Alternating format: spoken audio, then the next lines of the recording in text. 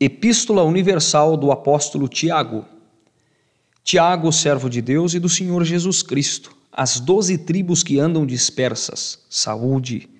Meus irmãos, tende grande gozo quando cairdes em várias tentações, sabendo que a prova da vossa fé obra a paciência.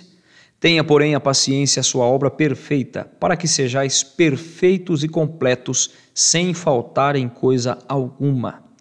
E se algum de vós tem falta de sabedoria, peça a Deus, que a todos dá liberalmente, e o não lança em rosto, e ser-lhe-á dada.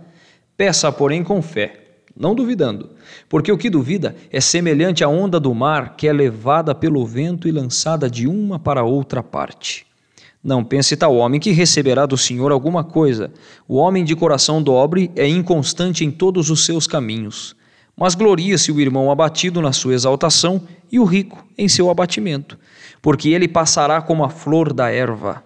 Porque sai o sol com ardor, e a erva seca, e a sua flor cai, e a formosa aparência do seu aspecto perece. Assim se murchará também o rico em seus caminhos. Bem-aventurado o varão que sofre a tentação, porque quando for provado, receberá a coroa da vida, a qual o Senhor tem prometido aos que o amam. Ninguém sendo tentado diga: de Deus sou tentado, porque Deus não pode ser tentado pelo mal, e a ninguém tenta.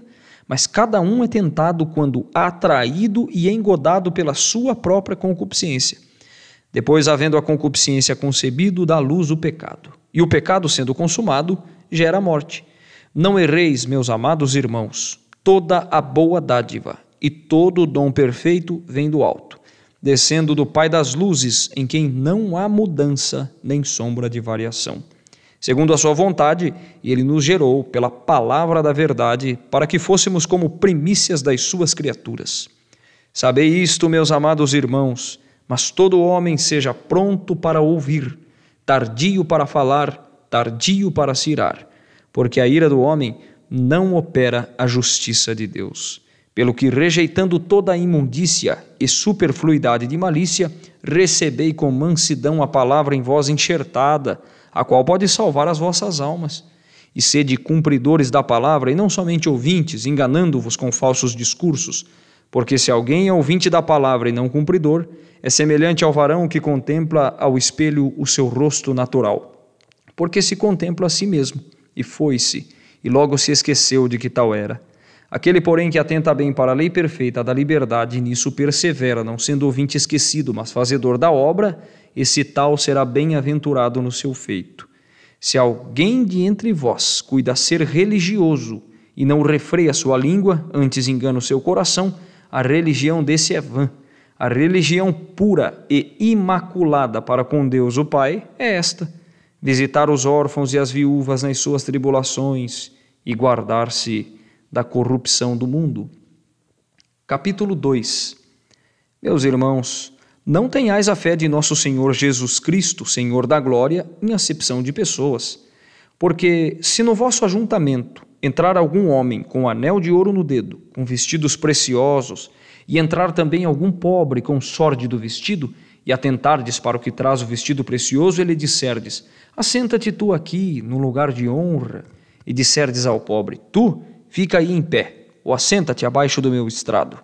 Porventura não fizestes distinção dentro de vós mesmos e não vos fizestes juízes de maus pensamentos? Ouvi, meus amados irmãos, porventura não escolheu Deus aos pobres deste mundo para serem ricos na fé e herdeiros do reino que prometeu aos que o amam? Mas vós desonrastes o pobre. Porventura não vos oprimem os ricos e não vos arrastam aos tribunais? Porventura não blasfemam eles o bom nome que sobre vós foi invocado? Todavia, se cumprirdes conforme a Escritura, a lei real, amarás ao teu próximo como a ti mesmo, bem fazeis. Mas, se fazeis acepção de pessoas, cometeis pecado e sois redarguidos pela lei como transgressores. Porque qualquer que guardar toda a lei e tropeçar em um só ponto, tornou-se culpado de todos. Porque aquele que disse: não cometerás adultério, também disse: não matarás. Se tu, pois, não cometeres adultério, mas matares, está feito o transgressor da lei. Assim falai e assim procedei, como devendo ser julgados pela lei da liberdade. Porque o juízo será sem misericórdia sobre aquele que não fez misericórdia, e a misericórdia triunfa do juízo. Meus irmãos, que aproveita se alguém disser que tem fé e não tiver as obras? Porventura a fé pode salvá-lo? E se o irmão ou a irmã estiverem nus e tiverem falta de mantimento cotidiano, e algum de entre vós lhe disser: ide em paz, aquietai-vos e fartai-vos, e lhes não derdes as coisas necessárias para o corpo, que proveito virá daí? Assim também a fé, se não tiver as obras, é morta em si mesma. Mas dirá alguém: tu tens a fé, e eu tenho as obras. Mostra-me a tua fé sem as tuas obras, e eu te mostrarei a minha fé pelas minhas obras. Tu crês que há um só Deus, fazes bem, também os demônios o creem e estremecem. Mas, ó homem vão, queres tu saber que a fé sem as obras é morta? Porventura o nosso pai Abraão não foi justificado pelas obras quando ofereceu sobre o altar o seu filho Isaque? Bem vês que a fé cooperou com as suas obras e que pelas obras a fé foi aperfeiçoada. E cumpriu-se a escritura que diz: e creu Abraão em Deus, e foi-lhe isso imputado como justiça, e foi chamado o amigo de Deus. Vedes então que o homem é justificado pelas obras e não somente pela fé. E de igual modo Raabe, a meretriz, não foi também justificada pelas obras, quando recolheu os emissários e os despediu por um outro caminho? Porque assim como o corpo sem o espírito está morto, assim também a fé sem obras é morta. Capítulo 3. Meus irmãos, muitos de vós não sejam mestres, sabendo que receberemos mais duro juízo, porque todos tropeçamos em muitas coisas. Se alguém não tropeça em palavra, o tal varão é perfeito e poderoso para também refrear todo o corpo. Ora, nós pomos freio nas bocas dos cavalos para que nos obedeçam e conseguimos dirigir todo o seu corpo. Vede também as naus que, sendo tão grandes e levadas de impetuosos ventos, se viram com bem pequeno leme, para onde quer a vontade daquele que as governa. Assim também a língua é um pequeno membro e gloria-se de grandes coisas. Vede quão grande bosque um pequeno fogo incendeia. A língua também é um fogo, como o mundo de iniquidade, a língua está posta entre os nossos membros e contamina todo o corpo e inflama o curso da natureza e é inflamada pelo inferno. Porque toda a natureza, tanto de bestas feras como de aves, tanto de répteis como de animais do mar, se amansa e foi domada pela natureza humana. Mas nenhum homem pode domar a língua, é um mal que não se pode refrear. Está cheia de peçonha mortal. Com ela bendizemos a Deus e Pai, e com ela amaldiçoamos os homens feitos à semelhança de Deus. De uma mesma boca procede benção e maldição. Meus irmãos, não convém que isto se faça assim. Porventura deita alguma fonte de um mesmo manancial água doce e água amargosa? Meus irmãos, pode também a figueira produzir azeitonas ou a videira figos? Assim tampouco pode uma fonte dar água salgada e doce. Quem dentre vós é sábio e entendido? Mostre pelo seu bom trato as suas obras em mansidão de sabedoria.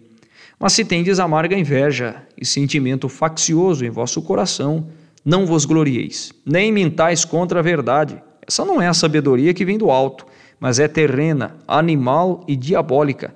Porque onde há inveja e espírito faccioso, aí há perturbação e toda obra perversa.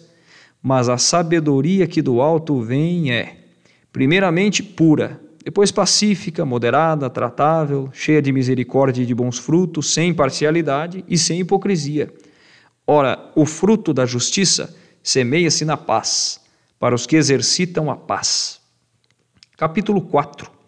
De onde vêm as guerras e pelejas entre vós? Porventura não vem disto? A saber, dos vossos deleites que nos vossos membros guerreiam? Cobiçais e nada tendes, sois invejosos e cobiçosos e não podeis alcançar. Combateis e guerreais e nada tendes, porque não pedis. Pedis e não recebeis, porque pedis mal, para o gastardes em vossos deleites. Adúlteros e adúlteras, não sabeis vós que a amizade do mundo é inimizade contra Deus? Portanto, qualquer que quiser ser amigo do mundo, constitui-se inimigo de Deus. Ou cuidais vós que em vão diz a Escritura, o Espírito que em nós habita tem ciúmes? Antes da maior graça. Portanto diz, Deus resiste aos soberbos, dá porém graça aos humildes. Sujeitai-vos, pois, a Deus, resisti ao diabo e ele fugirá de vós. Chegai-vos a Deus e ele se chegará a vós. Alimpai as mãos, pecadores, e vós de duplo ânimo, purificai os corações. Senti as vossas misérias e lamentai e chorai. Converta-se o vosso riso em pranto e o vosso gozo em tristeza. Humilhai-vos perante o Senhor, e Ele vos exaltará. Irmãos, não faleis mal uns dos outros. Quem fala mal do irmão e julga seu irmão, fala mal da lei e julga a lei. E se tu julgas a lei, já não és observador da lei, mas juiz. Há só um legislador e um juiz que pode salvar e destruir. Tu, porém, quem és? Que julgas a outrem? Ei agora vós que dizeis, hoje ou amanhã iremos a tal cidade, e lá passaremos um ano, e contrataremos e ganharemos. Digo-vos que não sabeis o que acontecerá amanhã, porque que é a vossa vida?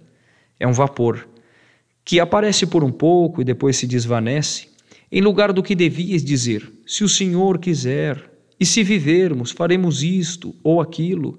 Mas agora vos glorieis em vossas presunções. Toda a glória tal como esta é maligna. Aquele, pois, que sabe fazer o bem e o não faz, comete pecado. Capítulo 5. Eia, pois, agora vós ricos, chorai e pranteai por vossas misérias que sobre vós hão de vir. As vossas riquezas estão apodrecidas e os vossos vestidos estão comidos da traça. O vosso ouro e a vossa prata se enferrujaram, e a sua ferrugem dará testemunho contra vós, e comerá como fogo a vossa carne. Entesourastes para os últimos dias. Eis que o jornal dos trabalhadores que ceifaram as vossas terras e que por vós foi diminuído, clama. E os clamores dos que ceifaram entraram nos ouvidos do Senhor dos Exércitos. Deliciosamente vivestes sobre a terra e vos deleitastes. Cevastes os vossos corações como num dia de matança. Condenastes e matastes o justo, ele não vos resistiu. Sede, pois, irmãos, pacientes até a vinda do Senhor. Eis que o lavrador espera o precioso fruto da terra, aguardando-o com paciência, até que receba a chuva temporã e serôdia. Sede vós também pacientes, fortalecei os vossos corações, porque já a vinda do Senhor está próxima. Irmãos, não vos queixeis uns contra os outros, para que não sejais condenados. Eis que o juiz está à porta. Meus irmãos, tomai por exemplo de aflição e paciência os profetas que falaram em nome do Senhor. Eis que temos por bem-aventurados os que sofreram. Ouvistes qual foi a paciência de Jó? E vistes o fim que o Senhor lhe deu? Porque o Senhor é muito misericordioso e piedoso. Mas, sobretudo, meus irmãos, não jureis, nem pelo céu, nem pela terra, nem façais qualquer outro juramento, mas que a vossa palavra seja sim, sim e não, não, para que não caiais em condenação. Está alguém entre vós aflito? Ore. Está alguém contente? Cante louvores. Está alguém entre vós doente? Chame os presbíteros da igreja e orem sobre ele, ungindo-o com azeite em nome do Senhor. E a oração da fé salvará o doente, e o Senhor o levantará. E se houver cometido pecados, ser-lhe-ão perdoados. Confessai as vossas culpas uns aos outros e orai uns pelos outros para que sareis. A oração feita por um justo pode muito em seus efeitos. Elias era homem sujeito às mesmas paixões que nós, e orando, pediu que não chovesse.